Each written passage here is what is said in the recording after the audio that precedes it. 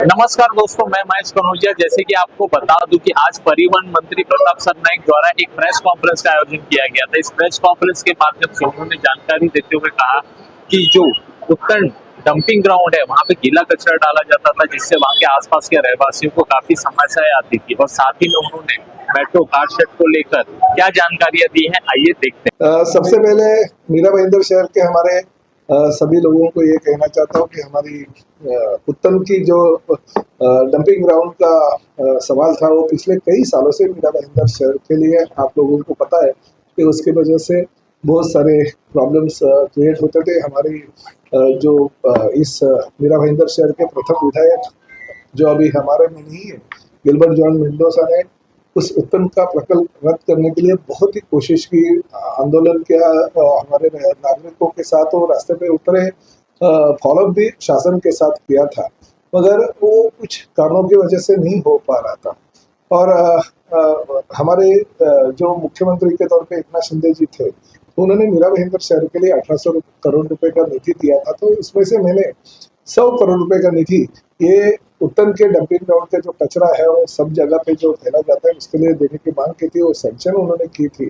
और आज उसको यश मिलने आ रहा है। इस आंदोलन का नेतृत्व करने के लिए माजी महापौर हमारी कैटरीन परेरा, हमारे बर्नर्ड डिमोलो, हमारी शर्मिला बागाजी, जॉर्ज बोइंग, इस उस परिसर के नेतृत्व करने वाले लोग हमारे साथ में है, क्योंकि उन्होंने बार बार ये मांग की थी कि ये प्रकल्प हटना चाहिए। तो मैंने राज्य शासन को सिफारिश करने के बाद एक कॉरपोरेशन के लेवल पे मीटिंग कर दी थी मैंने। वो मीटिंग करके ये जो गीला कचरा है मीरा भाईंदर शहर में, जो करीबन 225 से 250 टीपीडी होता है, तो उसको प्रक्रिया करने के लिए अलग अलग हम मीरा भाईंदर शहर में बायो मिथेनाइजेशन के 7 प्रकल्प बना रहे हैं। जो अभी फिलहाल आरक्षण क्रमांक 140 नवघर में, आरक्षण क्रमांक 368 पिनकरपाड़ा में यहाँ पे हो रहे हैं। हमारे नवघर का प्रकल्प कार्यान्वित भी हो गया है। तो ये जो 250 टन कचरा है, वो अभी उस प्रकल्प पे जाके वहाँ पे उसकी प्रक्रिया जो बनेगी और एक खाद निर्माण होगा, जिसकी वजह से मीरा भाईंदर शहर के जो भी पेड़ पौधे हैं हमारे गार्डन डिपार्टमेंट के लोगों को वो मिलेगा, ताकि हमें बाहर से कुछ खरीदी नहीं करना पड़े। और हम अलग अलग जगह पे अलग अलग एसटीपी प्लांट और ये भी बना रहे, ताकि हमारे मीरा भाईंदर शहर स्वच्छ और सुंदर हो। और जो उत्तम के कचरे का प्रकल्प है, जो पिछले सालों से कई सालों से उसको न्याय नहीं मिल रहा था, उसको आज न्याय मिलने जा रहा है। तो आगे के 6 महीने में मीरा भाईंदर शहर का कौन सा भी गीला कचरे का ट्रक या गाड़ी ये उत्तर नहीं जाएगी और वहाँ के लोगों को तकलीफ नहीं होगी। ये मैं आज आश्वासित आपके माध्यम से करना चाहता हूँ। वो प्रकल्प ऑफिशियल हमने सभी लोगों को वर्क ऑर्डर दे दिया, और वर्क ऑर्डर देके अभी जगह पे काम शुरू हो रहा है। जल्दी ये काम खत्म हो जाएगा। सर, आज भी प्लाज्मा वहाँ पर कंपनी ने बना के रखा है, लेकिन वो प्रोसीजर चालू नहीं किया है। नहीं, हो जाएगा ना। देखिए, मैंने 6 महीने का टाइम मांगा, और आपको बताया कि प्रताप सरनाईक एक बार अगर कुछ बोलता है और करता है आपके सामने तो पूरा करता है। उससे मैंने तो 6 महीने ज्यादा बोला है, मगर वो प्रकल्प उसके पहले भी हो जाएगा। तो आप चिंता मत कर दीजिए। जो भी इनकी पिछले कई सालों से मांग थी, वो मांग अभी पूरे होने जा रही है। और मीरा भाईंदर को इस नई टेक्नोलॉजी के माध्यम से हम अलग अलग चीजें दे रहे हैं, और इसके लिए 100 करोड़ रुपए का निधि कम नहीं होता है, और राज्य शासन ने दे दिया। महानगर पालिका की आर्थिक परिस्थिति नहीं होने के बावजूद भी प्रशासकीय कार्यकाल में हम लोग ने यह निधि उपलब्ध करके दिया, और उसके माध्यम से ये काम हो रहा है। और उसके साथ ही दूसरी एक खुशी की बात है कि उत्तम के रहवासियों ने डोगरी में जो कारशेड बन रही थी उसके खिलाफ आंदोलन किया था। बहुत सारे हमारे लोग रास्ते पे उतरे थे। बहुत सारे पर्यावरणवादियों ने मुख्यमंत्री, उप मुख्यमंत्री और साथ ही में एमएमआरडी कमिश्नर से बात की थी, निवेदन दिया था। मैंने 2 बार एमएमआरडी में इस बारे में बैठक दी थी। हमने अभी ये सोचा है कि उत्तर वासियों का इतना विरोध है, और यही मेट्रो हम आगे वसई विरार तक ले जाने का सोच रहे हैं। वो उसको भी हमारे लूप में हमने ले लिया है। तो हम ये सोच रहे हैं कि सुभाष चंद्र बोस मैदान तक जो मेट्रो गई है, उसके बाजू में हम 2 रैंप बना देंगे, ताकि हमारी आने वाली मेट्रो और जाने वाली मेट्रो साइड में होके मेट्रो का जो मार्ग है मेट्रो 9 का वो पूरा हो जाएगा और दहीसर तक जाएगी। ये मेट्रो 10 जो है रायमुख से दहीसर वो भी अभी निविदा प्रक्रिया मेरे ख्याल से ये महीने में हो जाएगी। तो मेट्रो 9, मेट्रो 4 और मेट्रो 10 का मिलाप होगा। और साथ ही में ये जो हम सुभाष चंद्र बोस मैदान से आगे डोंगरी तक हम 2 स्टेशन और बनाने जा रहे थे, वो स्टेशन नहीं बना पाएंगे। मगर कारशेड का जो विरोध लोगों का था उन लोगों को राहत मिल जाएगी। वो जमीन जो है वो एमएमआरडीए के पोजीशन में आ गई, एमएमआरडीए के ताबे में है। निविदा प्रक्रिया हो गई थी, 700 करोड़ रुपए का डिपो का काम भी हो गया था, कॉन्ट्रैक्टर को वर्क ऑर्डर भी दिया था। मगर नागरिकों ने जो वहाँ के लोकल लोग हैं विरोध प्रदर्शन किया।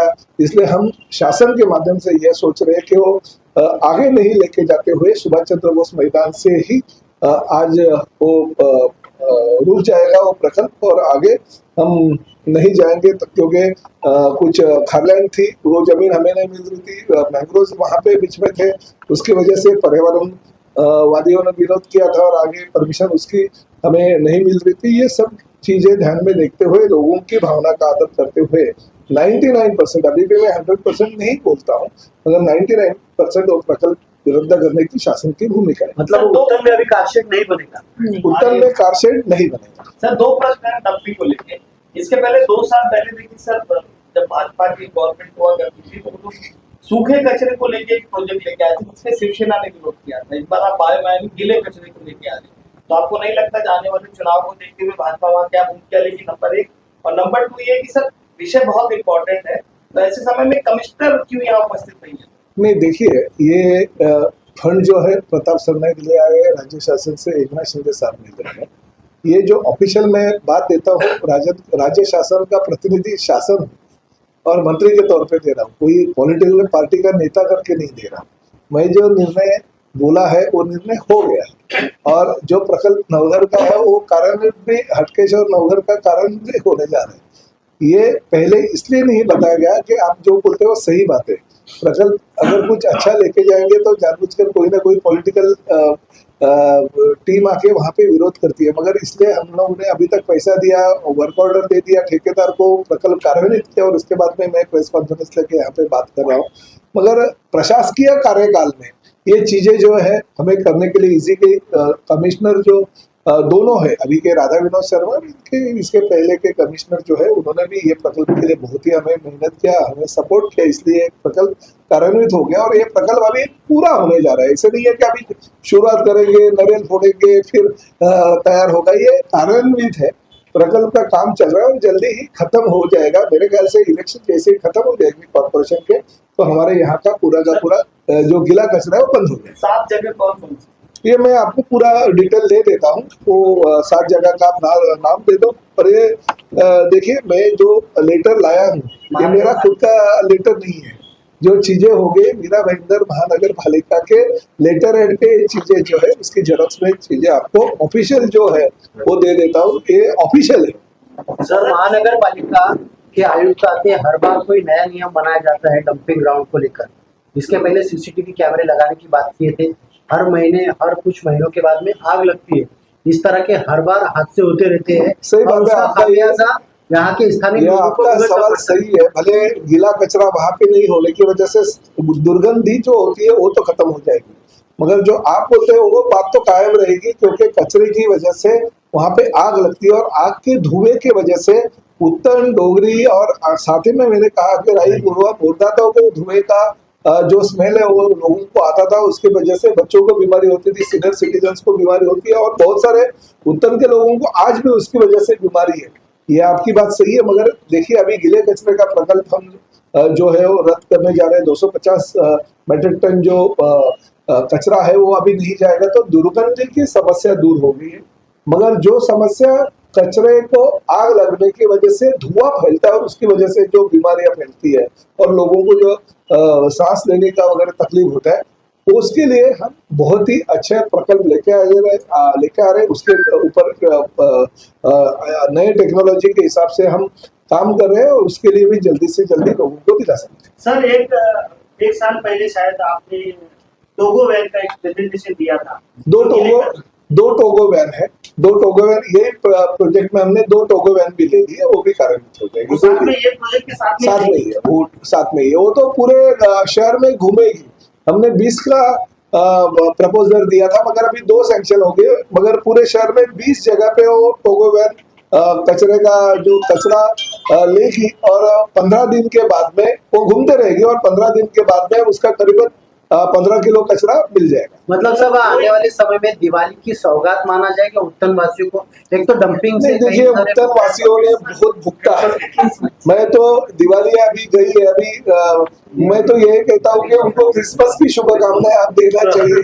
हाँ, दिवाली की नहीं बल्कि क्रिसमस की शुभकामनाएं उनको देंगे। और उन्होंने भुगता है, पूरा मीरा भाईंदर का कचरा है वो पूरा का पूरा उत्तर वासियों ने इतने साल सहन किया है, तो उनको उल्टा दिल से शहर वासियों ने धन्यवाद देना चाहिए, क्योंकि पूरी मीरा भाईंदर की जो कचरे की गंदगी थी वो हमारे उत्तल पे हमने जाके रखा था। मगर और लोग भी बाकी के हमारे मीरा भाईंदर शहर के लोग भी खुश है, क्योंकि आखिर नई नई टेक्नोलॉजी आ रही है और उसके वजह से अगर ये अच्छा काम हो रहा है तो लोग भी उसके लिए खुश है। मगर एक बात ये भी निश्चित है कि प्रशासक के कार्यकाल में ये काम सब अच्छी तरह से हो गए, लोगों को ये सुविधाएं उपलब्ध